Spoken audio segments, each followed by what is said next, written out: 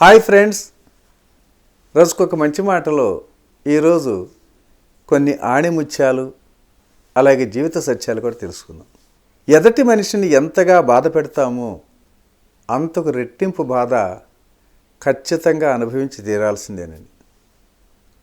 అలాగే ఎదుటివారిని ఎంతగా సంతోషపెడితే అంతకంత ఆనందం కూడా పొందుతాం. ఒక బావిలో నీటిని తోడితే మరలా ఎంత నీరు వస్తుందో అనేది ఎంత నిజమో ఇది కూడా అంతే నిజమేనండి. ఇది తెలుసుకోలేక మన జీవితాలని దుర్వినియోగం చేసుకుంటున్నాం మిత్రులారా. పితామహ పత్రిజీ సాహచర్యంలో ఈ సత్యాన్ని గ్రహించి మానస సరోవర ధ్యానాశ్రమాన్ని నిర్మించి వేలాది మందికి ఆనందాన్ని, ఆరోగ్యాన్ని, మనశ్శాంతిని కలగజేసి మరి నేను కూడా బ్రహ్మానందాన్ని పొందుతున్నాను. ఇది నేను తెలుసుకున్న సత్యమే. అలాగే ఉన్నంతలో బ్రతికేవాడు ఎప్పుడూ కూడా ఉన్నతంగానే బ్రతుకుతాడు. సైలెంట్గా ఉన్నంత కాలం అందరికీ మనం మంచివారమే. ప్రశ్నించడం మొదలు పెడితే ఎవరికి మనము నచ్చం కూడా.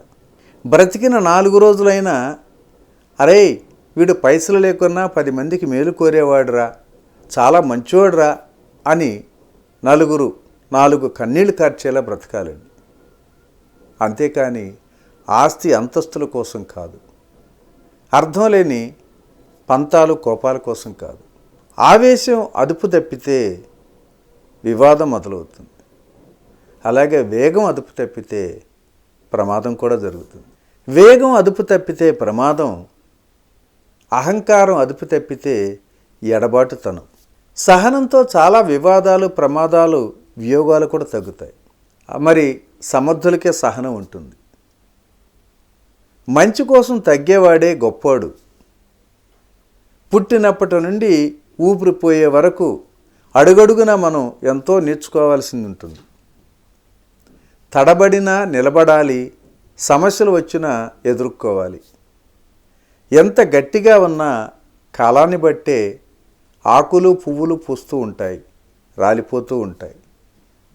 అలాగే మనం ఎంత నిజాయితీగా ఉన్నా కన్నీళ్ళు, అవమానాలు, నిందలు సహజమే.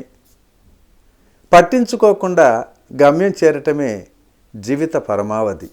పరిస్థితులు అనేవి అనుభవించేవారికి ఒకలాగా, చూసేవారికి మరొకలాగా కనిపిస్తుంటాయి.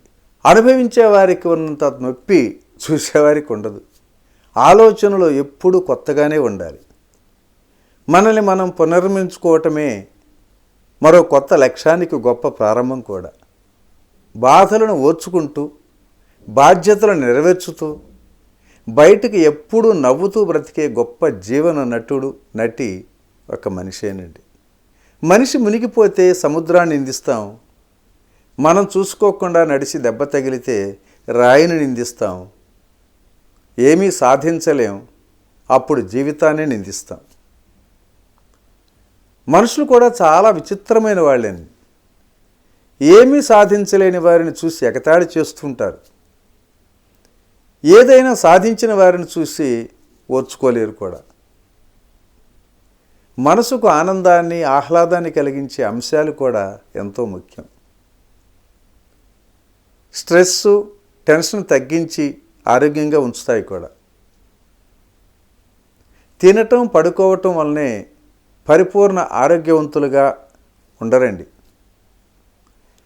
పచ్చని ప్రకృతి, అందులోని మనోహర దృశ్యాలు కూడా మనసును ఉత్తేజపరుస్తాయి, కొత్త శక్తిని కూడా కలిగిస్తాయి. మనసుకు నచ్చే పనులు, మంచి అలవాట్లు మానసికంగా దృఢంగా ఉంచుతాయి. మానసిక ఆరోగ్యం కూడా ఎంతో ముఖ్యం కదా. అనారోగ్యం పాలు కాకుండా ఉండాలి అంటే చిన్న చిన్న విషయాలను కూడా డాక్టర్లు సలహాలు సంప్రదింపులకు ఆధారపడిపోతున్నారు. భయం, ఆందోళన మనలో ఒక భాగమైపోతుంది. ఇప్పుడున్న జీవన విధానంలో మనం బ్యాలెన్స్ కోల్పోయి అవి నడిపించినట్లే నడుస్తున్నాయి రోజువారీ జీవితంలో.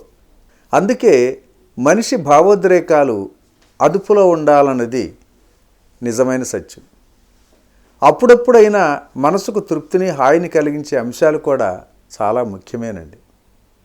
తద్వారా మానసిక ఆరోగ్యపు తీరు కూడా మనకు మెరుగవుతుంది. అక్షరాలు మనకు నచ్చినట్లు మనకు అనుకూలంగా రాసుకునేవి. మరి మాటలు కూడా అంతే, మనకు అనుకూలంగా చెప్పుకునేవి. కానీ జీవితం అలా కాదండి. మనకు నచ్చినట్లు జీవించటానికే ఎన్ని వేదనలు పడాలో లెక్క పెట్టలేం. కావాలని వెళ్ళే బంధాలకు, అనుకోకుండా కలిపే బంధాలకు మధ్యలో సాగేదే మనిషి జీవితం. కొందరు కొంతవరకే మనతో ప్రయాణిస్తారు, కొందరు మాత్రం ఎంతవరకు ప్రయాణించినా అనుక్షణం మనల్ని నడిపిస్తూ ఉంటారు. నువ్వు నిజానికి దగ్గరగా బ్రతకగలిగితే సరిగ్గా గురిపెట్టు. నీ బ్రతుకు గాడి తప్పకుండా, కుటుంబం కుదేలైపోకుండా చూసుకుంటూనే నీకు నచ్చిన పని కోసం మరింత కష్టపడు. ఓకే ఫ్రెండ్స్, మరి ఈరోజు ఈ మంచి మాటలను మనం ఆచరణలో పెట్టి మన జీవితాలను అద్భుతంగా ఆనందంగా స్వీకరించుదాం మిత్రులారా.